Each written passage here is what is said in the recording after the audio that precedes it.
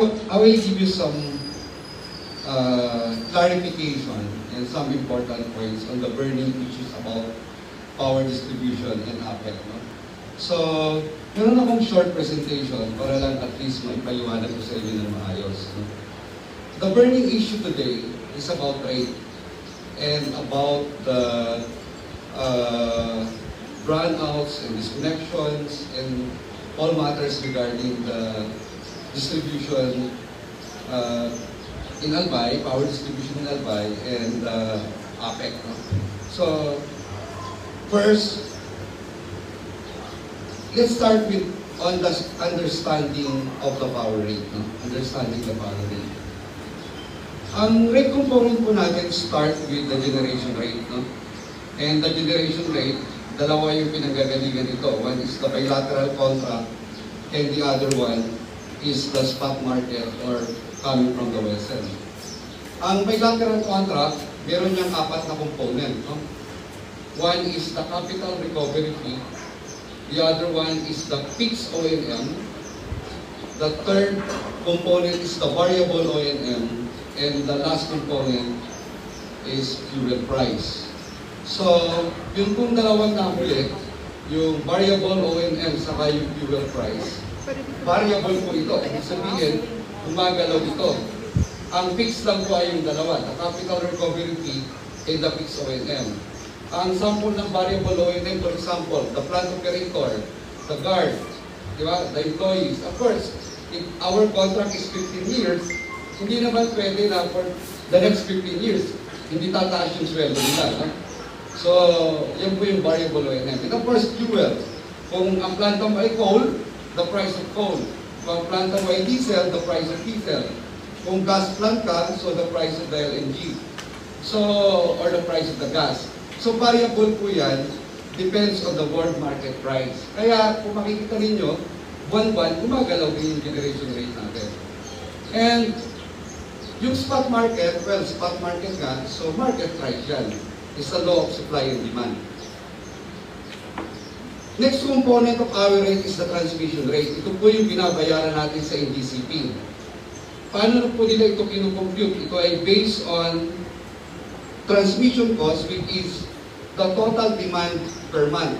Yan po yung nire-reading nila sa mga substation natin. Yung pangalawa, yung power purchase, yung binibili ni APEC na kuryente mula dun sa nauna, which is the generator. Dinidivide po yan, yun yung ating transmission rate. Ito po yung pangatlong component, yung DSM. Ito po yung DSM saka yung RFSC. Yung DSM, ito yung distribution, yung RFSC, ito yung CAPEX. No? Ang unahin po natin yung DSM. Meron po itong, paano po natin pinipresyo yung DSM? Sa residential, ang DSM po natin fixed 1 peso and 31 centavo per kilowatt hour. Plus, fixed na 5 pesos kada customer. Sa metering po yun. Sa low voltage naman, relatively mas mababa, 0.4441 per kilowatt hour. Plus, 79 pesos and 38 centavo na kada customer kada buwan. Sa metering services din po yan. Sa high voltage naman, 167.56 kilowatt. Okay? Pagkaiba po yung kilowatt hour sa kilowatt. Ibig sabihin, yung actual reading use mo, yung kilowatt read sa'yo, itinatimes po yun, naka-fix po yun, plus meron ding fixed charge na 79.38 para sa metering and other services. So yan po yung napupunta sa APEC, yung mga presyo na yan. At yung huli, yung CAPEX naman po natin is 2178. Ito po yung, dito nanggagaling ang pinabibili natin ng transformer, pinabibili natin ng mga metro, ng mga poste, lahat ng CAPEX-related projects ni APEC. Ito yung pinanggagalingan, yung 2178. And of course, the last component is other fees. Ano naman ito? Ito yung government taxes and other mga universal charges like feed-all, sa taxes, VAT, franchise tax, regalia. Ito po ang generation and transmission rate, lahat po ito pass on to the customer. Kung magkano binil sa amin, yun lang yung pinapasa namin sa customer. Wala po kaming kinikita dyan kahit singko. Same with other fees. Pass on din po yan. Kung ano yung calculation ng tax, sinisingil po namin yan, binabayad din namin yan sa gobyerno. Ano po yung tanong na pupunta kay Apple? Ito po yung DSM sa kanyang RFSC. At wala pong rate increase. Again, there's no rate increase on RFSC and DSM. Walang rate increase Apple. Ang nagtaas po ng presyo, yung generation. Second, ito pong RFSC, meron tayong application na CAPEX. Ipinay natin yan sa ERC 2017 pa. But until now, that application is pending with the ERC. Why? Because of opposition ng iba-ibang grupo dito sa Albay. But, in fairness, ngayong taon, gumagalaw na po yung hearing. No? Hopefully naman, mapagbigyan tayo ng ERC para maitaas itong ating RFSC. Kasi po, itong 2178, panahon pa ito ng Aleco. Okay, bago pa po pumasok si APEC, hindi po nagtataas ng singil sa RFSC. Pero rin yung ilang bagyo na dumaan sa atin. So, yan po, nakapending ngayon yung increase sa RFSC. Rate calculation. So, simple na ito, hindi na ko gaano magkaiba yung residential, magkaiba yung high voltage. Now, mas gusto kong mag-focus sa billing cycle. Sa billing cycle, dapat po natin maintindihan na ang billing cycle natin ay ganito, no? Yung generation billing period, saka transmission billing period, nagsisimula po yan sa every 26th of the previous month at natatapos every 25th of the current month. Ibig sabihin, May 26, 2021 hanggang June 25, 2021. Yan po yung isang billing period ng generation and transmission. Ngayon, yung pong kanilang final bill, yung final bill nila, inilalabas at natatanggap po natin yan every 15th of the following month. Ibig sabihin, meron silang adjustment period. July 15 na yung araw na ito, ini-expect natin na ma-receive natin yung final billing para sa generation and transmission. And si APEC naman po, kinakalculate yung bagong rate. Ang bagong rate natin lumalabas every 20th of the month. Ibig pong sabihin, July 20, lalabas yung bagong rate natin, which is the effective rate. Ang effective rate po ito, basically po yung effective rate na yan, yan yung ating binili from May 26 to June 25.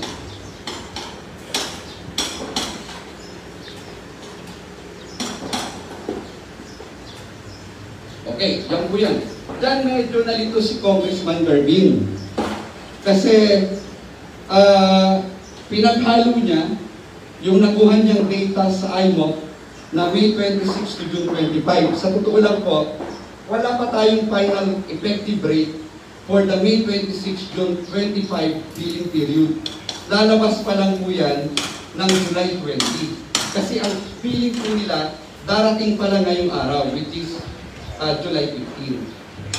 Pangalawa, wala po kaming sinabi na 100% nung June o nung May, bumibili tayo sa WESM. Ang sabi po natin, mauobliga tayong bumili sa WESM 100% kung hindi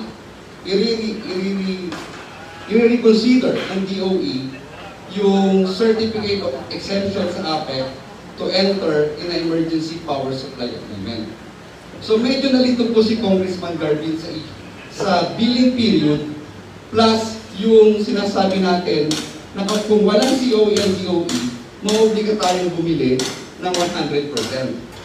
Okay, ano ba ang totoo? Ang actual, noong May 21, ay yung rate natin ngayon na ginagamit, yan po yung binili natin noong April 26 hanggang May 25.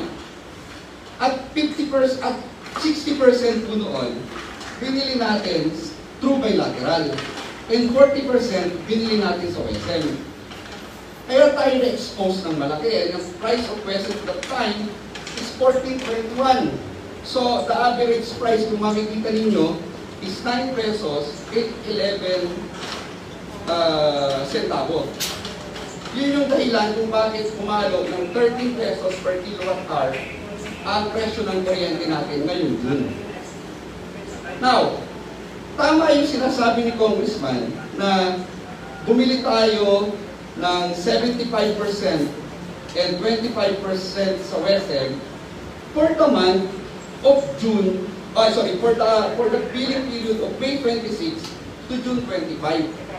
At yung rate po niyan lalabas ngayong July 20. Hindi pa po lumalabas. Lalabas pa lang yung effective rate niyan by July 20. So, I think the good congressman, nalito siya doon sa billing period, saka doon sa 100% purchase sa WSM kung hindi ilalabas ng DOE ang Certificate of Exemption. Inambos interview niyo ako sa Alubo dati, July 1. Ang statement ko, starting today, which is July 1, ang statement ko noong July 1, mauobliga na akong bumili 100% sa WSM. Pero, July 2, inilabas ng DOE yung reversal ng decision nila ng May 27 power supply agreement. So therefore, hindi tayo 100% na bibili sa WSM.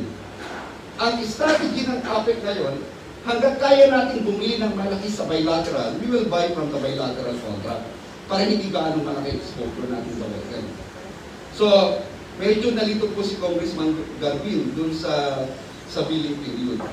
You know, ang dapat pong ginawa ni Congressman, nagtanong muna at inintindi ang billing period bago sana siya nagparatang na ang APEC ay sinungaling. Actually, Congressman Joey, Mayor Rizal, and the Governor, including Governor Bichara, nag-discuss kami, no?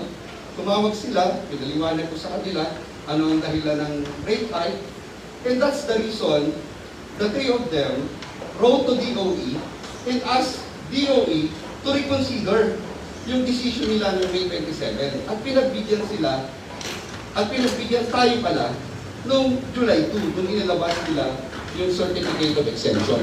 So, yun po yung kwento dyan. So, sana po, nagtanong muna at inintindi bago nagparatang na sinungaling ang APEC. Siyempre, yung mga tao namang iba, dahil tumaas ang presyo, so, sumakay at nagalit na rin po sa APEC.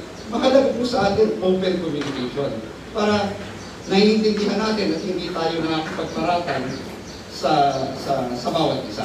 Okay, I'll continue. Ano po ang mas malaking issue? Ang mas malaking issue, tuwing tumataas ang presyo, kinakabahan din kami. Kasi ano po ang nangyayari? Tingnan po ito. This is the April 26 to May 25 na binili natin na kuryente. Ang binili po natin, 47,897,000. Kasama na po dyan yung isla, no? Kasama na po yung batang saka yung rapo-rapo. Ang nabilang po natin, 34,270,000. Ilan po ang nabil natin? Ibig sabihin, ang system loss natin, 25.8%. Yan po ang ating system loss. Bakit? Kasi tingnan naman itong mga taong to, yung mga metro nila, tinatakluban nila para hindi mapasa ng meter natin. Pangalawa, tingnan po itong metro dito. So naglagay sila ng, ay di ko alam kung bako yan o alambre para makakuryente sila. Ito po, sa video, makikita ninyo, isang typical na bahay. Isang typical na bahay, merong aircon, pero naka-jumper, nagnanakaw ng kuryente. So ano po gusto kong sabihin dito? Ang gusto kong sabihin dito, ang system loss ng APEC primarily because of the filterings. Dahil sa pagnanakaw. You know that based on our technical study, the technical system loss of APEC ay wala pang 7% technical system loss. Pero ang effective system loss natin is 25.8%. Ano pong ibig sabihin nun? Yung technical system loss, kinalculate namin from substation hanggang sa distribution transformer. Wala pa pong 7%.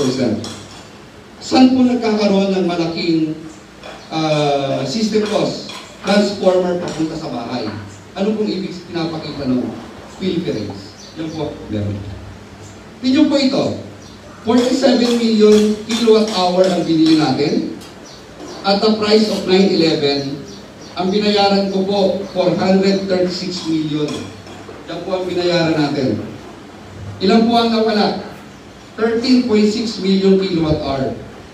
Sa 9 pesos and 11 centavo per kilowatt hour, magkano po yan? 124 million. Yan po ang nawawala. Ngayon, ang nasingil pa naman po ng buwan na yan, 269 million. Kulang pa tayo ng 79 million. Ibig sabihin, yung 124 million sa yung 79 million na hindi nasisingil o hindi nagbabayad sa APEC, yan po ang inaabunuhan ng APEC. Yan po ang aming inaabunuhan. Simple lang po ang number.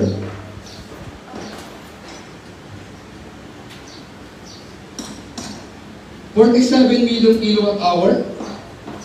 Ang binayaran namin, 436 million.